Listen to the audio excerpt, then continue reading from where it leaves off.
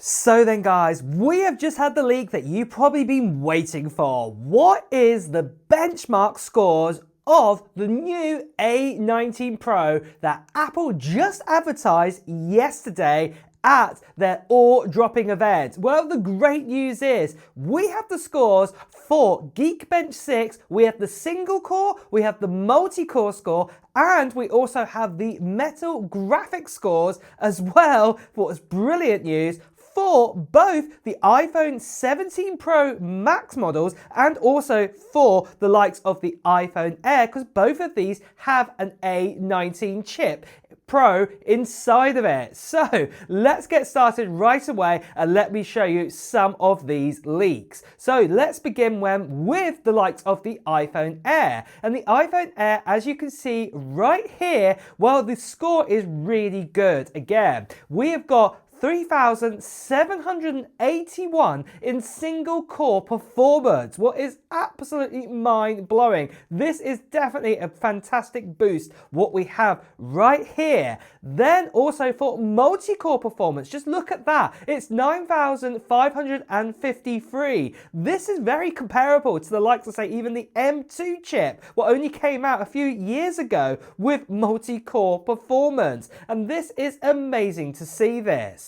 But I know what you guys are wanting to see. What about the difference then in CPU core performance, what we got with, say, the iPhone 17 Pro Max and also the iPhone 17 Pro, because it's going to be very similar. So let's have a look then at one here of the iPhone 17 Pro Max. Well, the score that we actually got right here is 3,895, or is a little bit more ahead than the A19 Pro and the Air, but we also got a score of 9,746 in multi-core performance, and this is absolutely amazing to see. And just in case you're wanting to know, let me tell you what we used to get then in the scores for the A18 Pro in the likes of the iPhone 16 Pro and the 16 Pro Max. Take a look right here. Well, what we had in single core performance was 3,447, and then we also had in multi-core performance was 8,576, and this was quite amazing last year, because obviously this was very similar scores to like the M1 chip that existed like back in 2020 when it first debuted to us.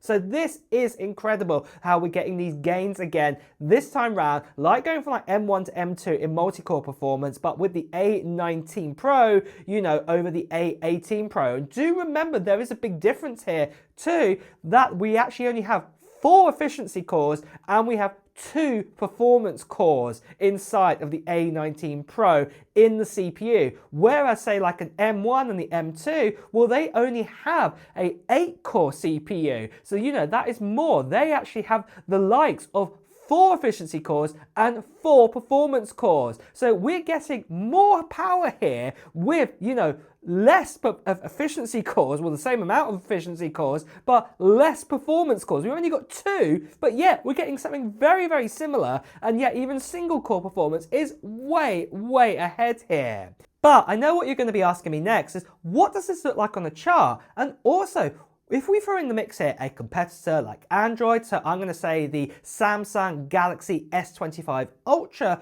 with the Qualcomm Snapdragon Elite 8, what kind of performance are we getting here, and does the A19 Pro overtake the likes of the 8 Elite? Well, let's take a look right here at this chart.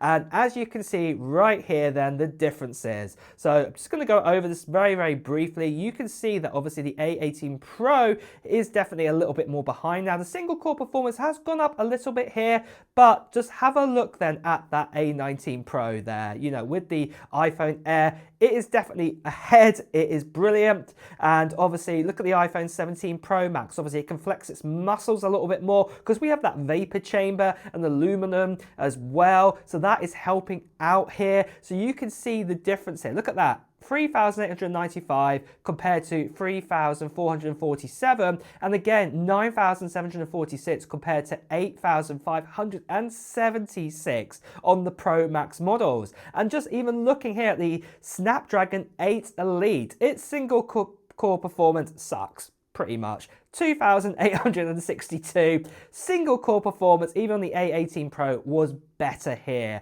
And remember, we've got 4 of them and they're really, really efficient. And look at the multi-core score performance here. It's 9,481, and obviously both of them, the one in the iPhone Air with the A19 Pro and the one in the likes of the iPhone 17 Pro Max, has definitely overtaken here. But there is something I do want to note here, and that is the likes that we will get probably the new Snapdragon 9 Elite later on this year. Before probably the end of 2025 it will be announced, and obviously, you know, early next year in 2026 we will be getting that next generation of the Samsung Galaxy S26 Ultra, and I do expect, at least in multi-core performance, that it will probably overtake the multi-core performance that we're getting in the A19 Pro right now. But single core performance, personally, I don't think it's going to overtake. It may match the likes of, say, single core performance to the A18 Pro, but I cannot really see it overtaking the likes of the A19 Pro in either the Air or the Pro Max this time around, personally. But yeah, it's quite interesting to see that performance is very similar here, and then if we go into 2026 it will be like that too. But then next of all, you guys are probably wanting to know, what about graphical kind of performance? Now, what I cannot throw into the mix here is the likes of, say, the Snapdragon, because obviously they don't do any of those kind of metal benchmarks here, and we can't even do different kind of benchmarks for graphics and, you know, Geekbench for the iPhone. So yeah, sadly I can't mix that in on this. But what I can show you is the leaks we got, and then also a chart there to show you the difference in graphical kind of gains that we have got between, say, the A18 Pro and the A19 Pro. So first of all, let's have a look then at the iPhone Air score that we got. And you can see right here, we got 37,743. And do remember with this, with the A19 Pro, we actually only have a 5-core GPU inside of it, not a 6-core. So do remember that, because look at the one for the iPhone 17 Pro Max, because here we have a score of 45,657, and that is with that 6th core, so 6-core GPU inside of us, and that is making a big difference there. And just in case you wanted to know again, obviously the one with the A18 Pro, what we got there, well, we actually had 32,673, and that was a 6-core version inside of that.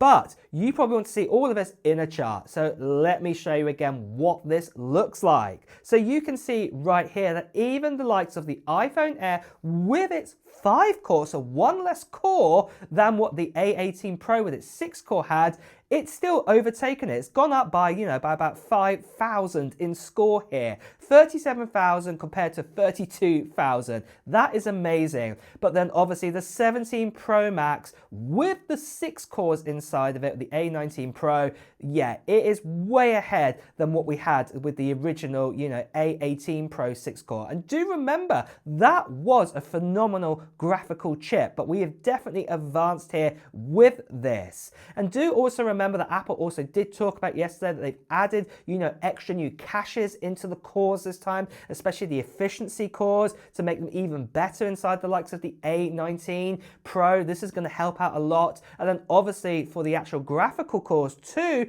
that we've also got gains of, you know, kind of like a neural cores being added to it to help out with AI and things like this, to help control those cores as well. But overall, I think these benchmarks are pretty exciting to see, and obviously we are definitely going to get some powerhouses here with these new phones, plus also the fact that these are paired up with 12 gigabytes of RAM this year round 2.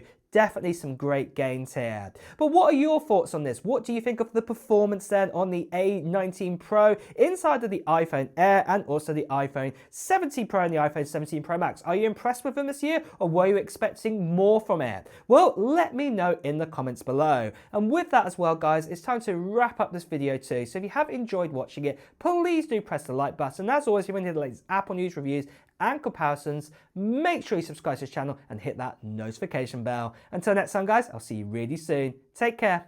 Bye bye.